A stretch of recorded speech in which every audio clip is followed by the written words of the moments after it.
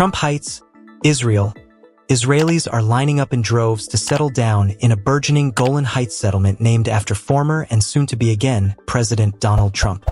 Roughly 50 to 100 residents currently live in Trump Heights, an enclave tucked away deep in deserted former Syrian territory, but another 2,000 are on the waiting list to move in.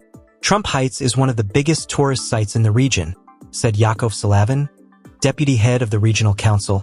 To the Post.Trump's name is an especially big draw because he was the first and only foreign leader to recognize the region of the Golan Heights as Israeli territory during his previous presidential term.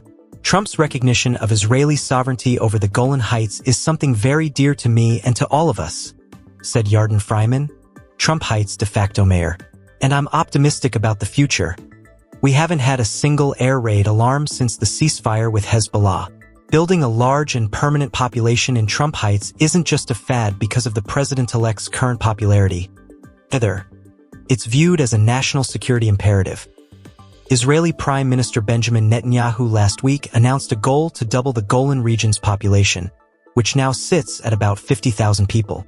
Strengthening the Golan Heights is strengthening the state of Israel, and it is especially important at this time, Netanyahu said in a statement last week.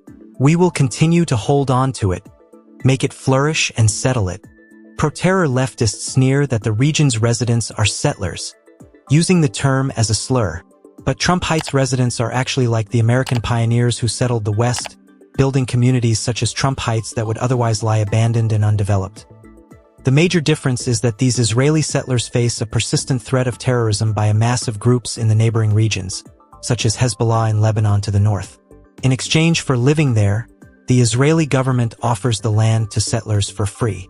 Yedidia Ostrov, 31, and his family were among the first to move into the community after evacuating from another settlement even closer to Lebanon just a few months ago.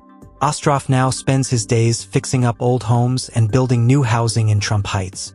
This is a really special community, really good people, and it's also mixed with religious people and non-religions, he said.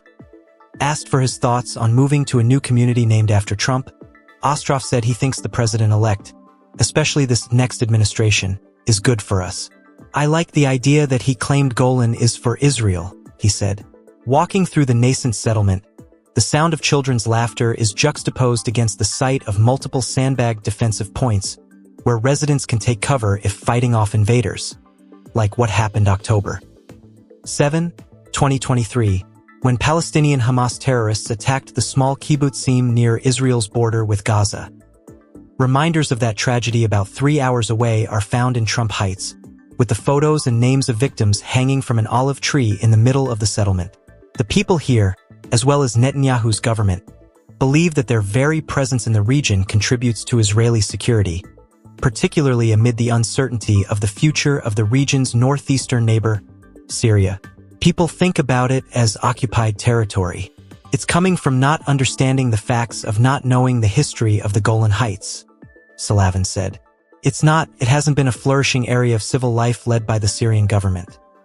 Before that, it was a lot of army bases and campsites overlooking Israeli Jewish towns, shooting missiles at them, threatening their lives. And when Syria moved out of here, that's the first time in the past century that there had been education, there was flourishing civilian life.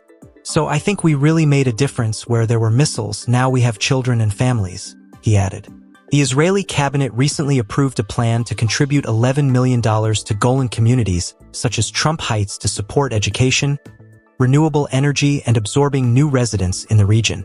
I believe Trump will do good things in our world, he said. Trump Heights was under the greatest threat from Hezbollah before the ceasefire a few weeks ago. Residents told the Post that air raid sirens blared near daily during the strife. So while just a handful of houses have been set up in the village, concrete bomb shelters are prevalent in the small community. Now new threats have emerged with the upheaval in Damascus. The rebels that overthrew the Bashar al-Assad regime in Syria were supported by Turkish President Recep Tayyip Erdogan, who supports the Muslim Brotherhood organization that backs regional terrorist groups, Israeli politicians told the Post.